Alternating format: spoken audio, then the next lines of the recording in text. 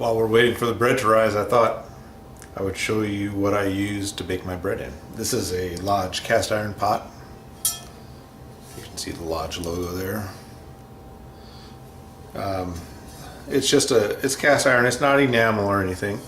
Nice and heavy though, and I think it's probably about a 5-quart pot. I don't grease the pot. Bread seems to come out of it okay every time. I like the cast iron. It's nice and heavy. It retains heat really well.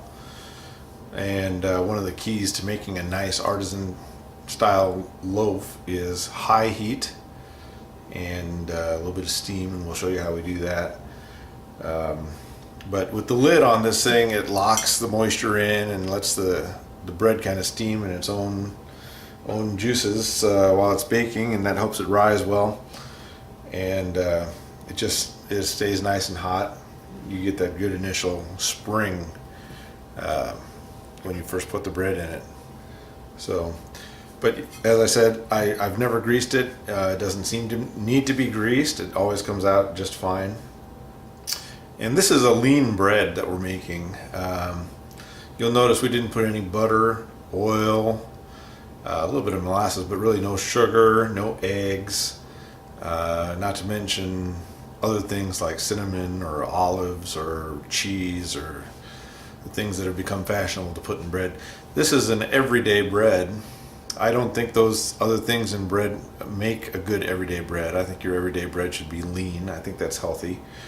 Those other breads, they're fine for holidays. You know, we make a nice Easter bread and Christmas bread. They've got plenty of eggs and sugar and milk in it, and it's a delicious bread, but it's really not what I think of as appropriate for an everyday bread.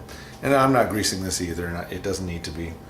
So we'll have a nice, just a nice healthy bread when we're done.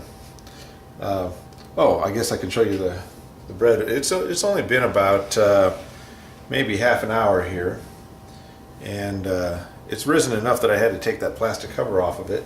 But you can kind of see it's you can see those cracks I was talking about starting to form, and it has gotten quite a bit bigger, and it's filled up the basket. I think it's got a little bit of rising yet to do, but it's going fast, so it won't be too long here. I'm going to start preheating the oven.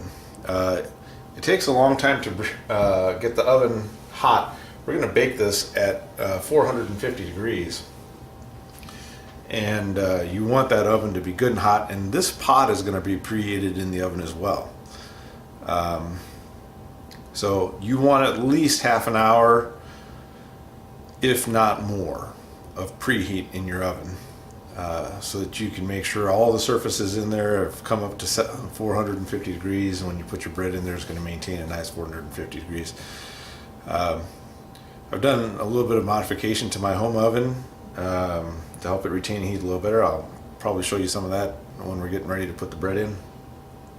But so that's it for now. Here in a few minutes, I'm going to turn on the oven and let it start preheating.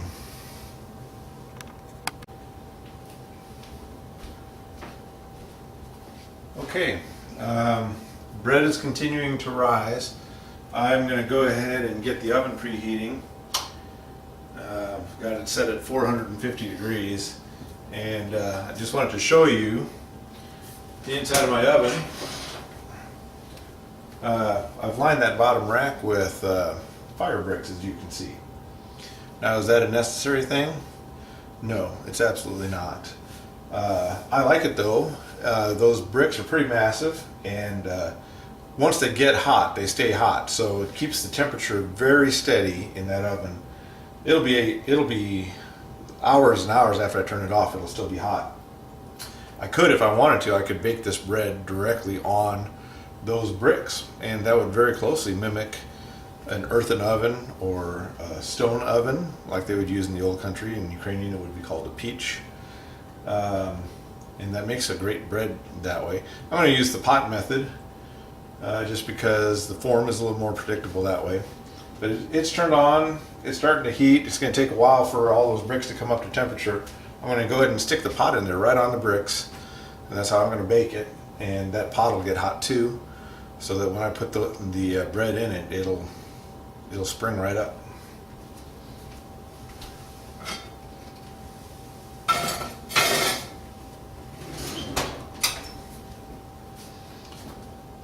I guess while we're talking, might as well show you where the bread's at now. You can see it's really filled the basket, and we're really starting to get those cracks we talked about. Hopefully you can see that. So this thing is just about ready to slide into that oven. You don't want to overproof it. That can happen, especially when it's not a 100% wheat bread. As I said, the rye doesn't have quite the gluten structure that wheat does.